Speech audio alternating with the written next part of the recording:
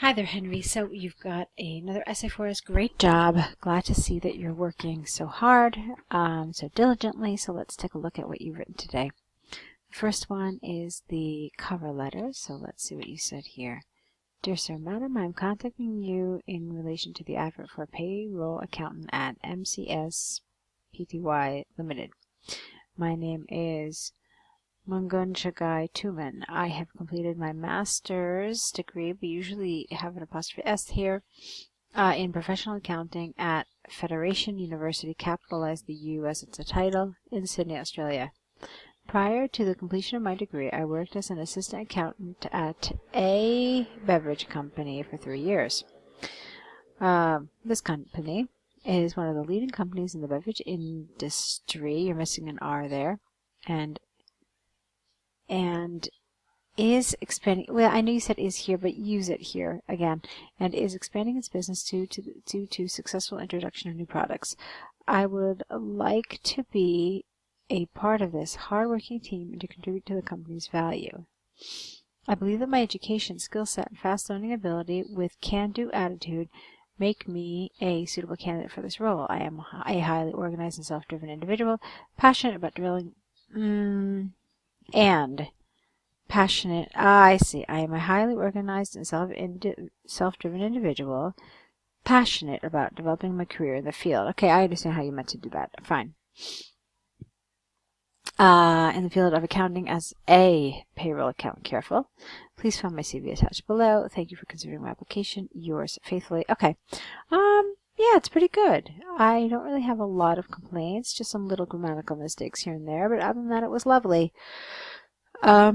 You talked about your qualifications. You talked about your past experience. I wanted maybe a little more about energy and enthusiasm. I can't really say that you wrote a whole ton about that. I would have liked you to develop that maybe a little bit. Now check this out. I did a word count. It's 154 words, okay? Because we don't really count the beginning. We don't really count the end. So that doesn't mean that it's under length. It's just telling you that, you could have really expanded this just a little more. And I think that's a place where I would have liked a little more information about this energy and enthusiasm. Another place where you could have talked a little bit more is your past experience. So you said very little about that. What did you say? You said that you worked for as an assistant accountant at a beverage company for 3 years. You didn't really tell me what your responsibilities were. I mean, I would have liked maybe a little more extension. So everything was lovely. It's above the word minimum, but I still think you could have said just a little more about some of these bullets, okay? Let's see. Is there anything else I wanted to mention? No, I pretty much pointed out to you any sort of grammar or vocabulary mistakes that I saw. So it's really just that. I think you needed just a touch more development. Let's take a look here at this. Let me just do a really fast word count because it looks kinda, yeah. So check it out. 234 words. I don't know if you saw that. I just did a word count. So that's under length.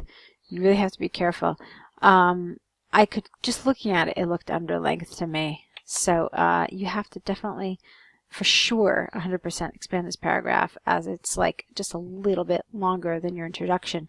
So it just feels a little under length, but in fact the whole thing is, because it's only 234 words. So let's see what you actually said here. Wedding costs have significantly increased over the last few decades. While some people believe that a larger wedding creates an unforgettable memory. See, there you could have picked up 2 words. Others argue that it fades. That it kind of erases the true meaning of a wedding ceremony.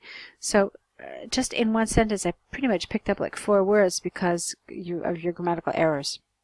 This essay will discuss both points of view and, careful, use examples to demonstrate points and prove arguments. Now, here's something that I really want you to be careful about. It has asked you very clearly about your opinion here. It wants to know if the benefits outweigh the disadvantages. So do answer that, okay? Answer it in your introduction. This way you can be certain that your position is clear throughout the response, okay? All right, so let's move on. People allocate, with no S there, people allocate more budget. I'm not really crazy about that word budget there. I think it should have been something different, more like people allocate more funds. Funds would have been a better word here.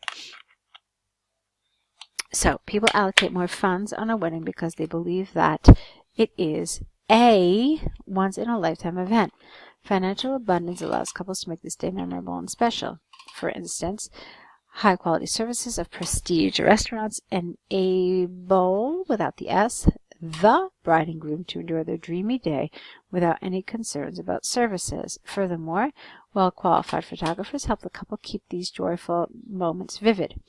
All right, so here's someplace where you absolutely could have extended your arguments. You need to show me how money is a central part of this and how these things can only be accomplished if somebody spends a lot of money on a wedding, okay? Because that's what we're talking about here.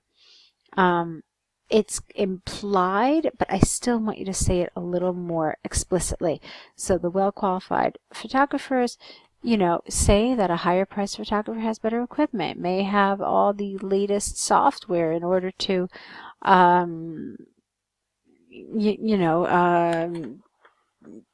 what's the word I'm looking for? Like use Photoshop and edit and do whatever they have to do.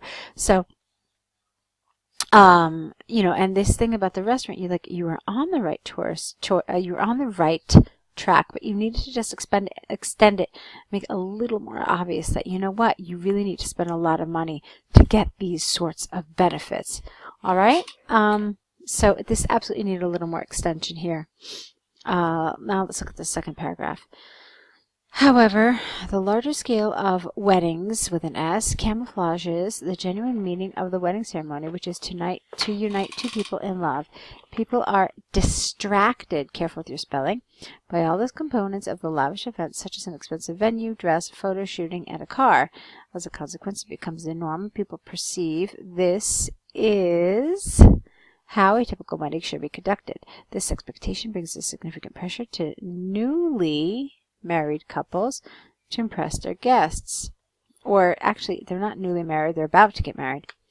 Therefore, the extravagant wedding compels people to focus on luxuries, comma, not on the meaning behind this. Behind this what? Behind the wedding? It's not entirely clear, but okay. I want to think about the development of this paragraph for a second. Okay, looking at both paragraphs again, there is something I want to mention to you, but I'm going to read the conclusion first and then we'll talk about it. Although a wedding is a special event in people's life and should be celebrated properly, there are more drawbacks such as pressure on the newly married couple and disappearance of the true meaning of the ceremony. Okay, fine. So, here's what I wanted to mention to you. Look at the task again, and it asks you, benefits, disadvantages. Which one is more? So, they're asking you for benefits, plural, and disadvantages, plural. What are your benefits here? You said that the financial abundance makes the day memorable and special. Okay? So, in other words, if you spend more money, you will have a better day and a more memorable day. Okay? So that's essentially one benefit. As for the negatives, it just seems like you said that the meaning of the wedding is lost, right? And then you kind of extended it and you said that there is pressure. So it kind of like you talked about two here, but as far as the benefits are concerned, it really seems like you only talked about one. And so that's an underdeveloped response as well, because it clearly says benefits and disadvantages. So plural for both of them. It's not enough to just write one benefit and one disadvantage. You have to write more than one. Okay? And I think the fact that you're under word count just really underlines this fact even more. So that's something else you need to think about. You have to really pay very close attention to the wording of these tasks. Okay? All right, so a nice attempt. You're doing really well. I liked this quite a bit. What I want you to do, though, in your next set of essays is really just extend your answers a little more, expand on them, develop them a little more, okay? And also pay very close attention to the task and what it's asking you. This is really, really a key thing to do. And I always recommend that students spend a couple of minutes at the beginning before they even start to write to make sure they have absolutely understood what the question is asking them, okay? So go ahead, correct these essays, return them back to us corrected, and let's see what you write in your next set. And I'm looking forward to it. Good luck.